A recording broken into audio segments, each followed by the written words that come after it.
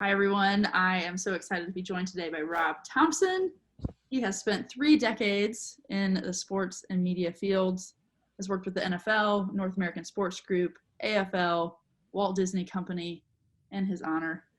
He's the author of Amazon #1 new book release, How to Land Dream Job If Dad Doesn't Own the Team.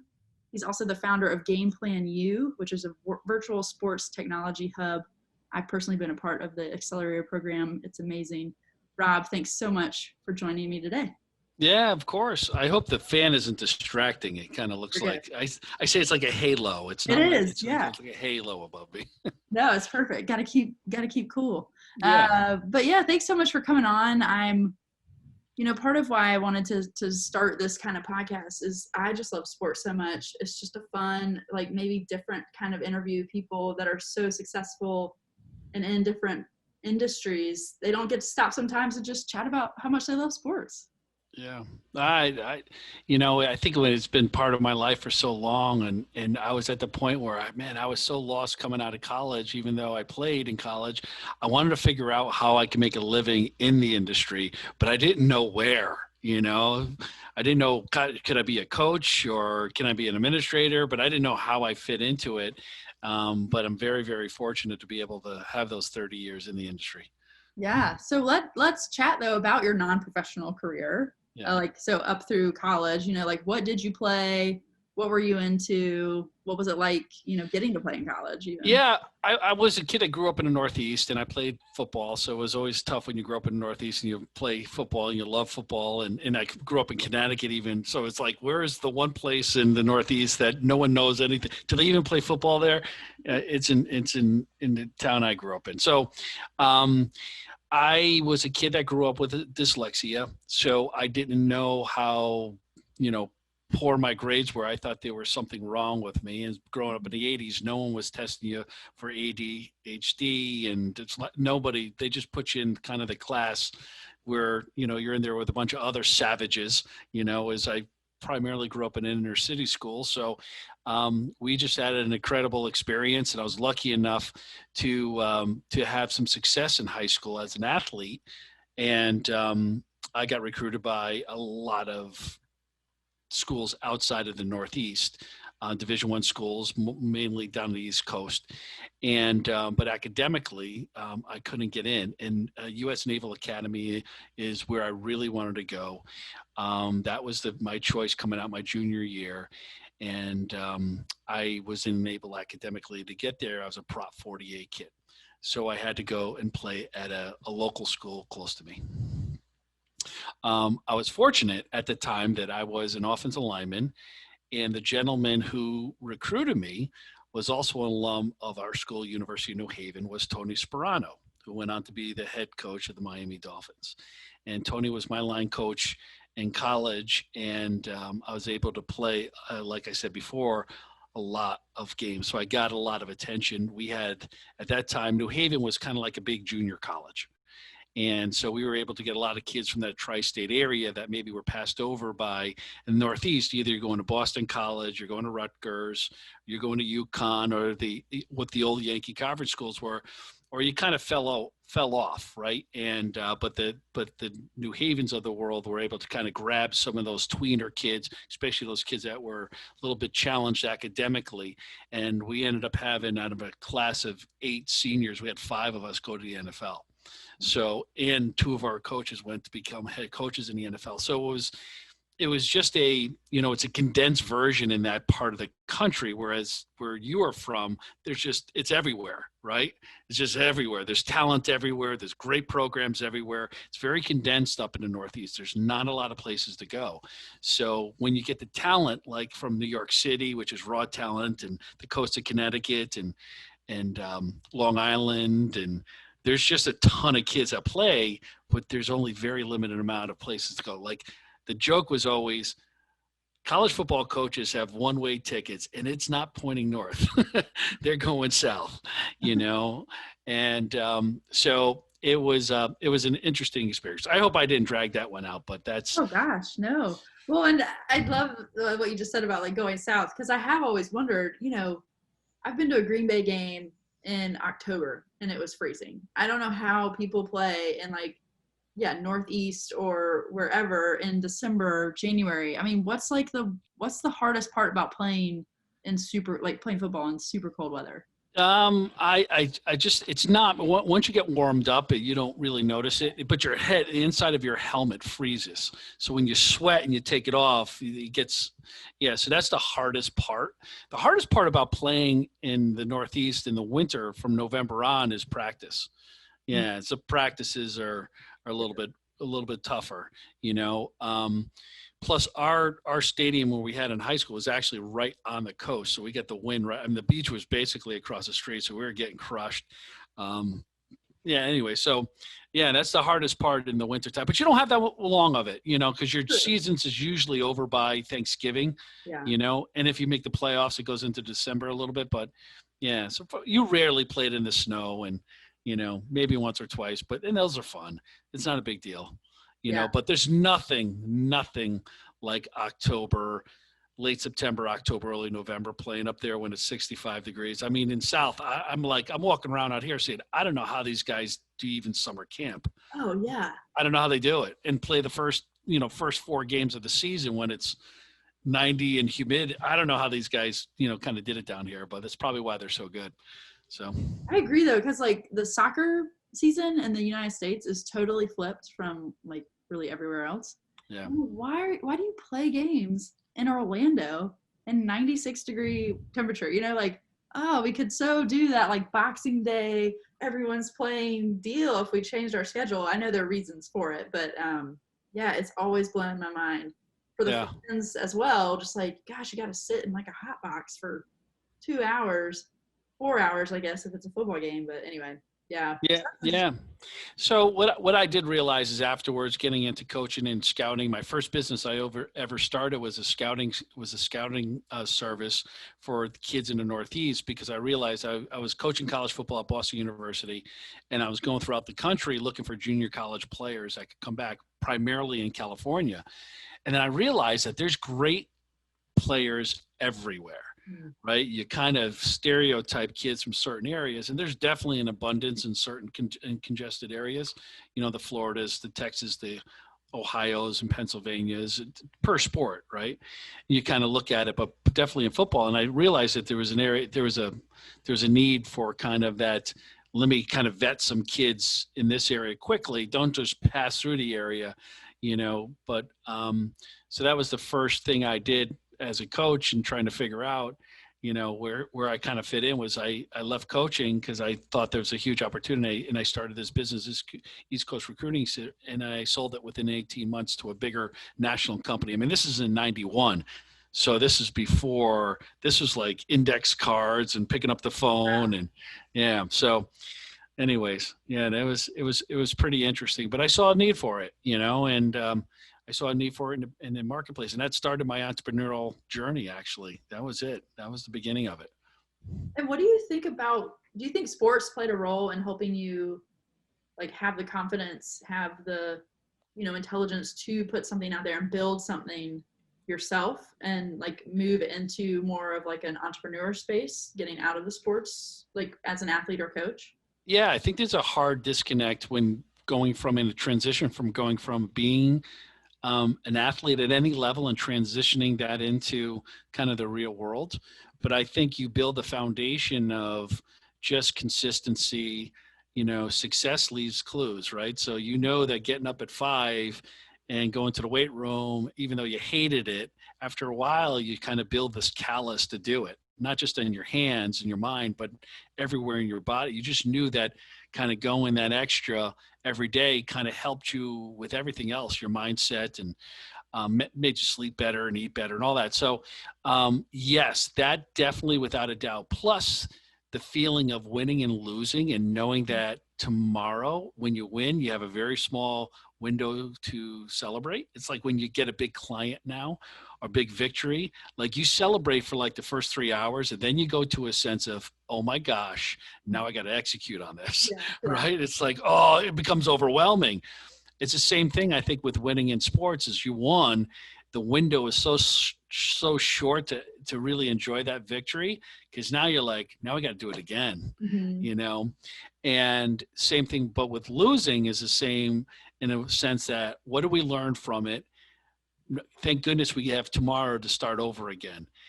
And I just think that those are the calluses that you build in business, that you remember. Your muscle memory goes back to that time and like, all right, I didn't get this client, or I lost this client.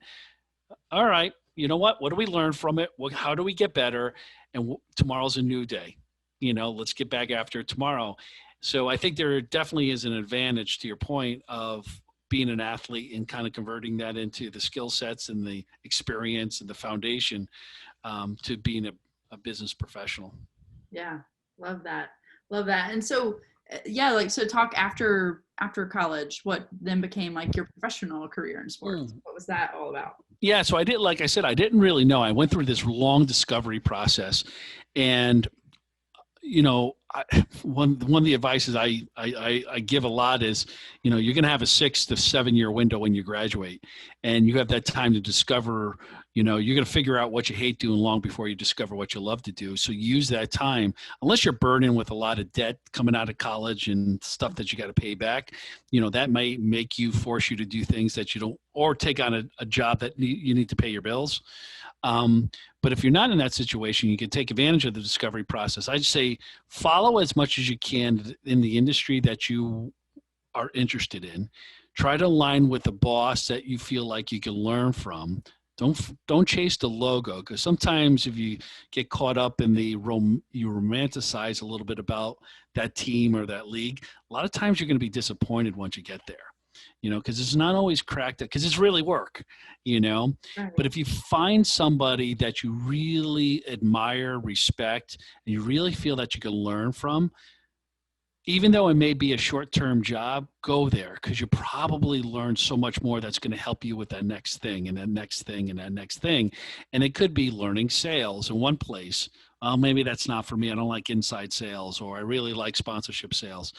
And then the next place would be, I'm in digital marketing and media. The next place I might be in analytics and data. And the next place, so I think when you start kind of learning all those skill sets and being able to discover it for yourself, that's going to help you land on that kind of career lane.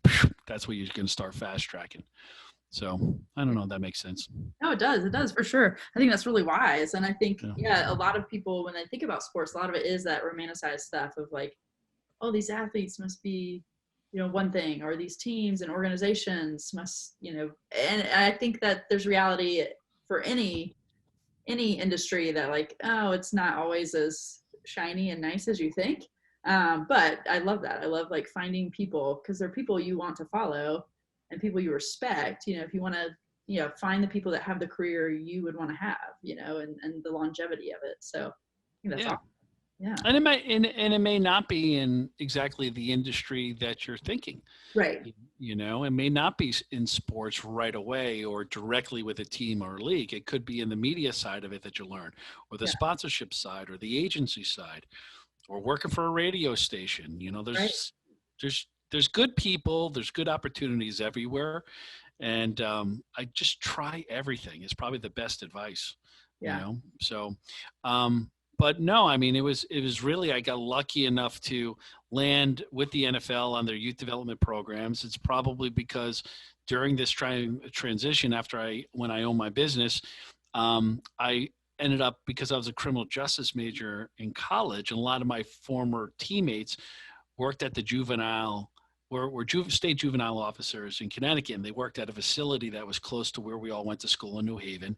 So this was the male and female student athletes that were all CJ majors.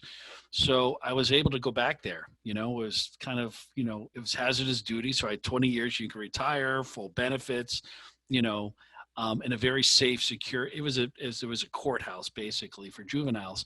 So it was pretty darn cool. But I just knew it wasn't for me. But I built a foundation there of understanding the wants and needs of children, and what motivates them and activates them. So you look at it it's hard, because you're not going to put your hands on a 15-year-old to restrain them and all that. You do have to, but you have to be able to really use your voice, and understand how you talk to them, and just all of these things. You become, and maybe become a better parent. And I was trained in kind of this skill set of child psychology. And that converted over into, at the time, believe it or not, of working with the NFL. And I was basically the guy they hired to help them create all their rules training for the NFL flag program. Awesome. Yeah, this was back in 1994. So I think without that part of it, because anybody, they could have hired any football schmuck to come on in there and do all those things. But because I had that other foundation that I could go back to, saying, why not 5-on-5? Why not 5-on-5 boys and girls ages 6 to 14? Girls are better athletes than boys are. Right up to the age of 12, girls could do, they're far better athletes. And then the boys, once they hit the maturity level, right, the girls just mature athletically quicker than boys do. And I'm like, why can't they play in the same team? Why can't it be co-ed? The girls, and we would have national championships and global championships, and the Japanese team will bring in a team of 90% females and one boy on the team of 14-year-olds and beat everybody. Wow. And beat everybody. Yeah. And number one, they were disciplined. Number one, they really studied, and they were superior athletes, and to me, that was an eye opener at a very early age of my career. So the respect level of that female athlete for me always went down to the younger development of the female student, the female athlete compared to the male athlete. They were better. What I realized is that their attention span is longer. All of these things helped me become a better parent, by the way. Yeah. So the foundation of understanding that, and because usually you're either a male, you're either coaching males or females, right? And when you're able to kind of coach both of them at the same time, and this is a generation, like I didn't grow up playing sports with girls. Okay. But my kids did, and this generation did, right? You play, and they realize there's no difference, right? Until the maturity levels and their body changes and stuff like that. But for a lot of times, I didn't really see it, especially in flag football, because it's a shorter field and it was condensed, and it just came down to athletic ability. So anyways, with all of that said, we were able to use all that knowledge, like that foundation, and we kind of put it together and said, here's what NFL flag is. Boys and girls 6 to 14, the 12 to 14-year-olds are going to be the competitive level that play on global championships. The other ones about development. And then you have, once they hit a certain age, and you kind of divide them off into all male and all female. And now you see what's happening with flag football. Now it's becoming a varsity sport in high school for in high school for females in Florida, I think Louisiana, and it's growing. And I think it's now it's going into I want to say NAIA schools now, that they're offering scholarships for male and female for flag football, 5-on-5 flag football, and that started all with NFL flag. So that's awesome. Legacy. Yeah, it was pretty cool, but unfortunately, when you do all those things for the league, they own all the IP, and that's fine. So my name is nowhere to be found except for some of the old training manuals that I created, and they got translated into, 100 different, they put it into 100 different countries, and traveled all over the world setting up all these leagues, and did all the training in Thailand and all throughout Southeast Asia and South America and Europe, and it was an amazing experience. It really was. You think they'll ever go to the Olympics? You think they'll ever put it in? I don't know if there's enough countries. I think you have to have X amount of country that have both male and female, and I don't think they have enough countries to do it. Okay. Yeah. Not yeah. Yet. They tried forever. Oh, really? Oh gosh. I mean, we were talking about that back in the 90s. Gotcha. Yeah. So it makes a lot of sense though, because it checks a lot of boxes. You don't need a big infrastructure to do it.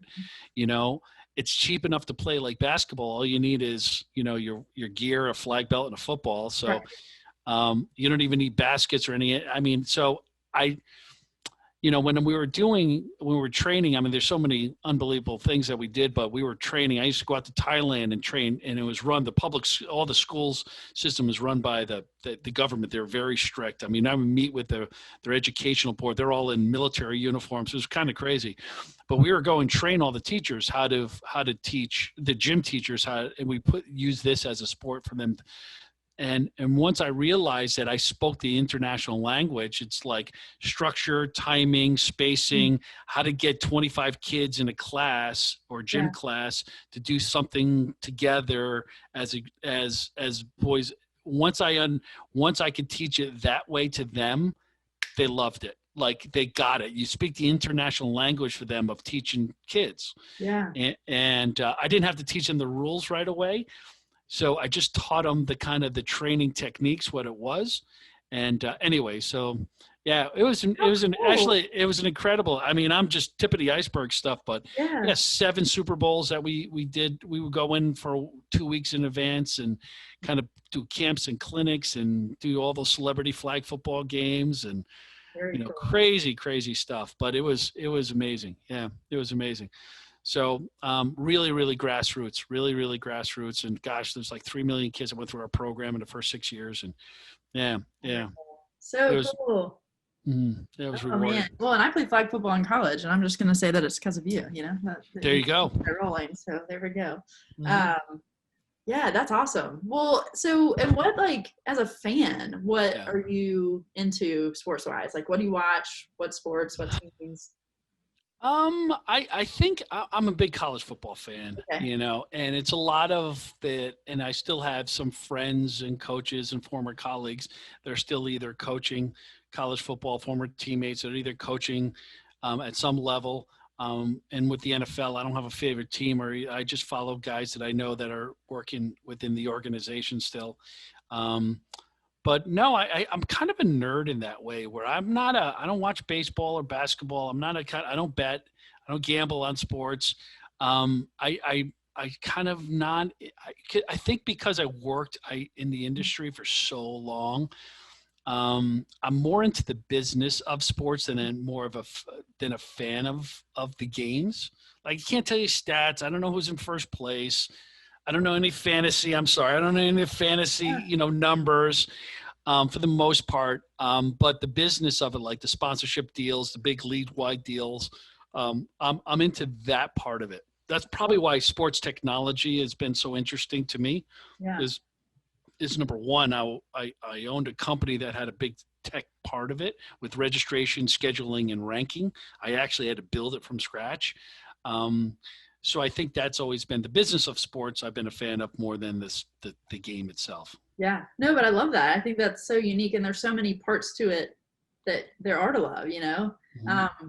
And so, I mean, just curious, because, I mean, what She Plays is, and that we're focused on women's sports, but what's been exciting for you, if there's, any studying that you've been able to see of the sponsorship side? I mean, I know that soccer had a huge tournament this June, but is there anything like super exciting for you for the women's side at all?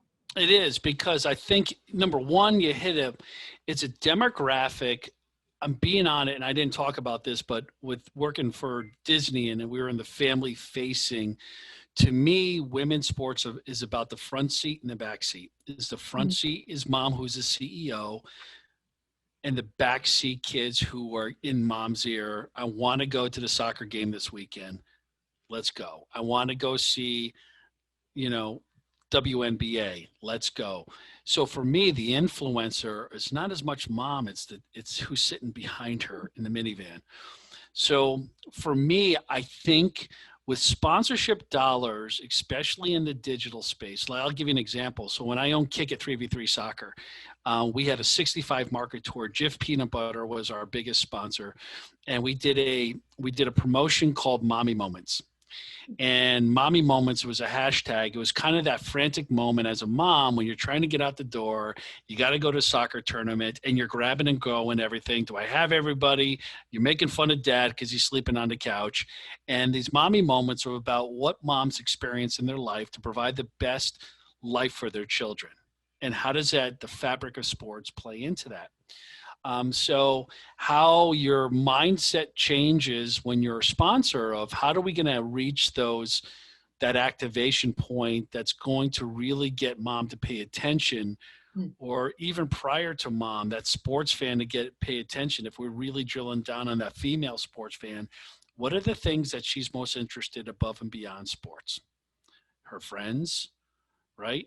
Her relationships that she has in and outside of work, probably food, fashion, her lifestyle, music, right? Mm-hmm. Those things that play into it. How does sports pop up in her face every once in a while?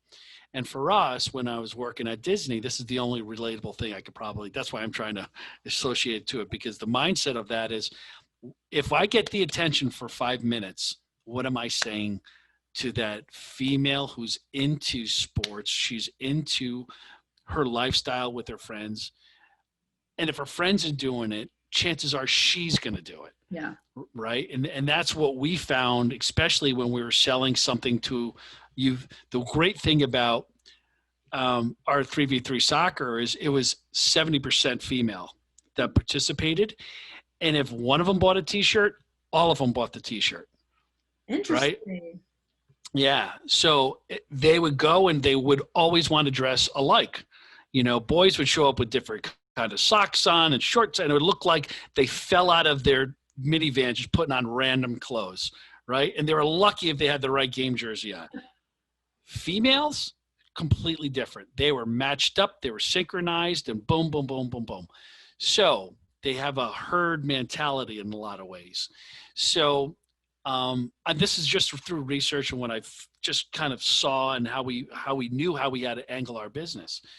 What I see with She Plays in a lot of that, I would say the herd mentality, doing things as groups, because women are much more social than men are in that type of situation. And if that to me is the magic bullet with your business. If you're trying to pick them off one at a time from a B2C standpoint, it's going to take a long time. If you could put them together in a group where it's not just one, but you're going to get 25 in one, to me, that's where the sponsors will start taking awareness. And if you could deliver those numbers to them with some type of, last point I'll make on this one, because I'm dragging this out, and I'll go back to the mommy moments. The one thing that really drove this is we tied in a nonprofit. So for every hashtag, there was $1 donated back to Mommy Moments, was donated back to the Boys and Girls Club. Oh, that's cool. And that emotional attachment to doing something that was for a nonprofit was the thing that put her over the edge. Yeah. And I would think for this too, that's always the hook. So whether it's doing a collaboration with Coaches versus Cancer or American, the Breast Foundation, all of those things for breast cancer awareness. Those are the things, if you could tie a sponsor into that, so there's a feel-good moment, there's an attention moment. To me, that's where I saw the most success with some of our bigger national sponsorship activation Yeah, program. interesting. I mean, it's cool because with the soccer tournament that they had out in Utah, actually all the supporters groups had the idea themselves that I think, I don't know if they were playing on tribal land or near enough, but they actually set up their own fundraiser league wide for giving back to the local Native American population. And each team had, we're trying to meet this goal and be the biggest supporting team and stuff. So it was really cool to just see it. It is so interwoven. And I think you're right. The community aspect is very strong for women sports fans, but I think overall, and I think that's something that we've all been missing so much, is that camaraderie of oh, it's game day. I get to be with my game day crew and here we go. That's part of why I wanted to start the podcast too, because I just love talking about sports, and you can't do it so much right now, or can't in person really. So yeah, I think it's so crucial to society, and it's neat to see people cluster together and have their special moments. What is your favorite, and this might be hard to think of on the spot, but your favorite memory when you think about sports? what's like, yeah, this like one time I was watching this or I was playing, and it just like, it makes me have all the warm fuzzies when I think about it. I think it was more wrapped around. I mean, there's so many great moments that we had playing and coaching. Those. But I think it was wrapped around watching my kids. Mm. You know, because I spent so much time working with other people's kids. And developing these other programs that when it came to my own kids, um, I think that brought me the greatest joy because I worked with in when you work in youth sports like that, you deal with so many crazy parents, and they're so unrealistic on things.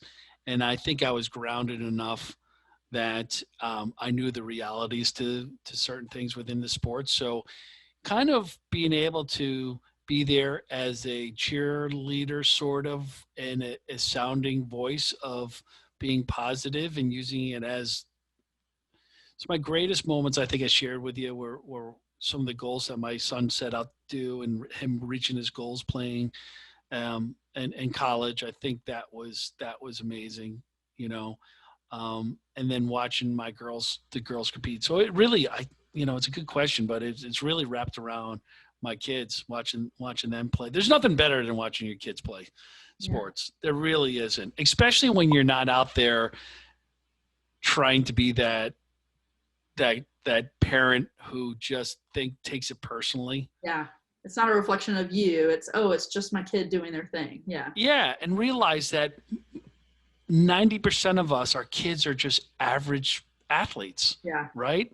My kids were average athletes too. I mean, it was just all of us. And it's just so scary to see, like when you say something, hey, little Luke had a great game. Oh, geez, thanks. Well, I wasn't saying it to you. I was saying it to Luke. Like, right. Mom, what are you thinking?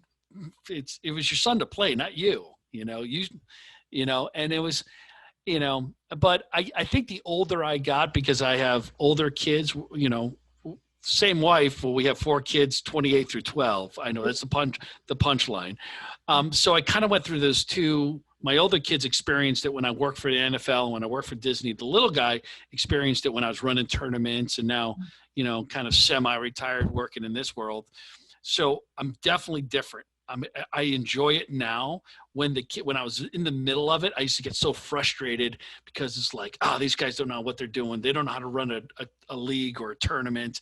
And all these parents are just, now first of all, I'm like a grandpa sitting there, with all the 30-year-old parents, and I'm in my mid 50s, but I think I enjoy it more now. So that was a really long answer to a simple question. I love it. And there's so, many aspects to it. Again, like you do discover like a new love for it when you have younger people or that people you pour into experiencing it. So that's awesome. Well, thanks again for joining me today. And where can people find you or find information about GamePlanU? It's kind of whatever you want to promote. Go ahead. Yeah. So you can follow me on all my social media platforms, which Instagram is the one I'm on the most at Rob Thompson Live. And then find me on LinkedIn as well. So I'm based in Sarasota, Florida. So you'll see it on my headline. So it's Rob Thompson, I think 7878. Really, that's creative. And guess what my number was. And then Rob at GamePlanU.org is my email. So go to GamePlanU.org. So everything's on there. Ashley has a video she's our featured rock star on there as well. So everything about what we do at GamePlanU and how we connect startup founders in the sports tech space to investors, collaborators, and then our career seekers as well. So that's it. Thanks again, Rob, for joining. I appreciate it. Oh, my pleasure.